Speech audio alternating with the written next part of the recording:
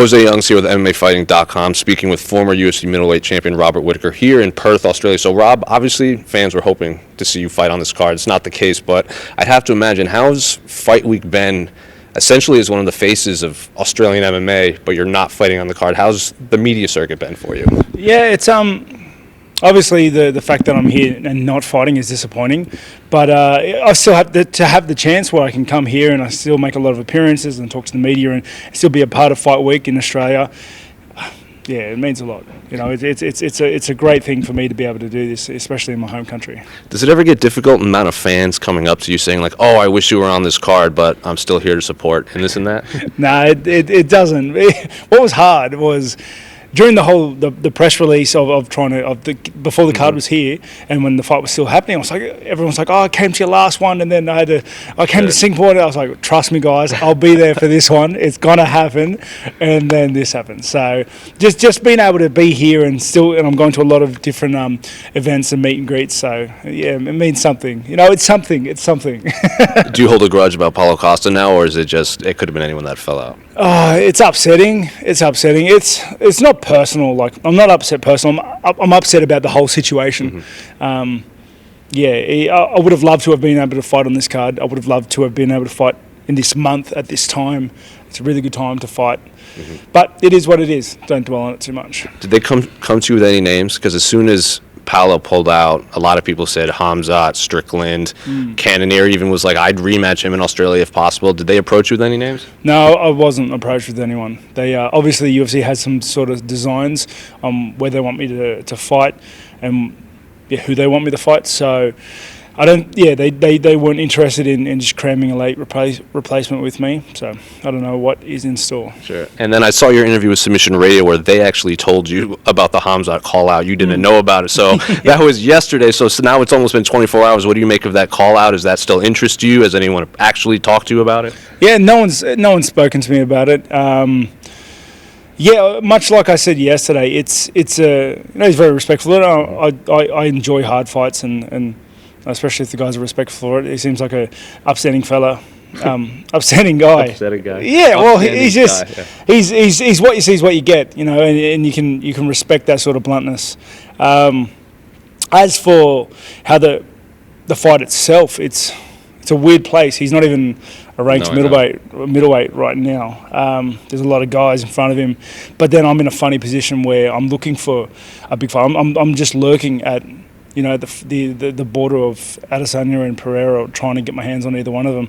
So yeah, you know, I have to wait and see. We have to talk about it. Well, I assume you don't want to wait until that fight plays out between Alex and Israel, because then that would mean you'd probably have to wait till the fourth quarter, possibly of next year. Are you hoping to, even say they do give you Khamzat or Strickland, whoever, are you hoping to fight around the time of that middleweight fight so you can then be on the same timeline as the winner?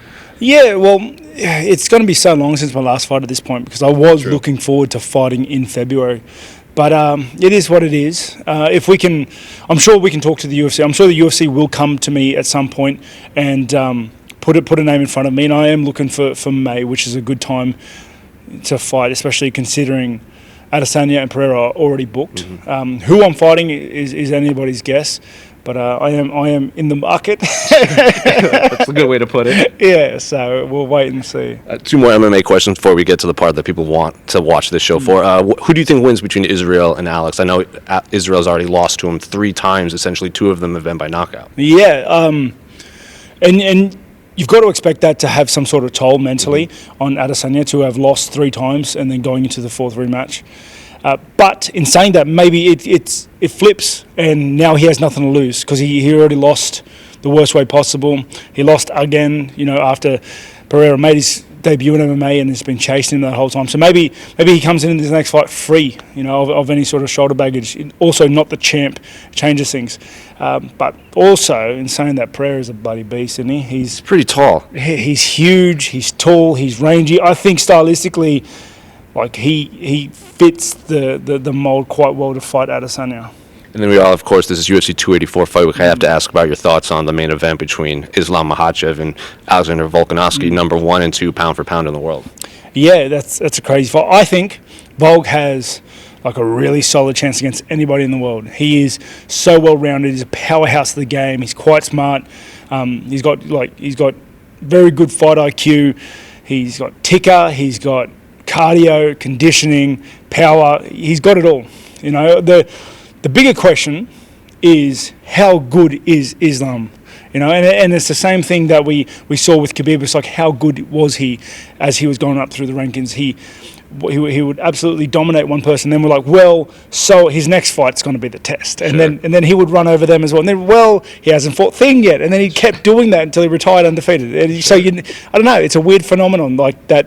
How good is that the Dagestani wrestling? We'll see from all reports. Islam's like got the Dagestani wrestling that Khabib had, but has better hands. So, you know, so I guess let's wait and see. Any new Skyrim builds?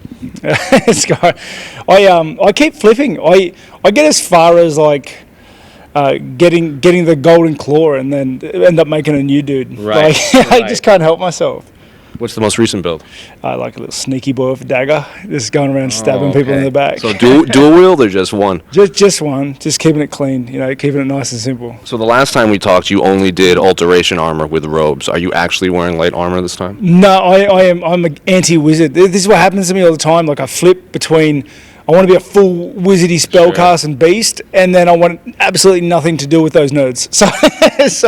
So right now, I am anti-magic, magic for nerds. And the last time we talked, you couldn't think of your favorite mod. Are you thinking one now?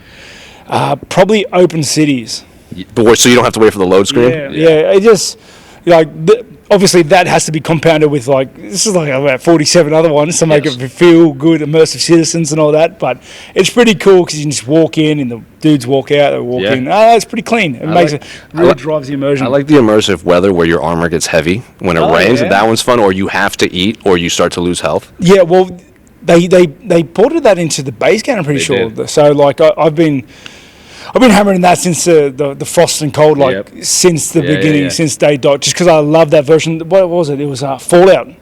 Fallout 4 had it, and I loved, not fast traveling, walking around, like doing it rough. It was just really, it was a really good feeling. Is it StarCraft? The next one's coming out. That one's coming out November 23, I think, right? Starfall. How excited are you for that one?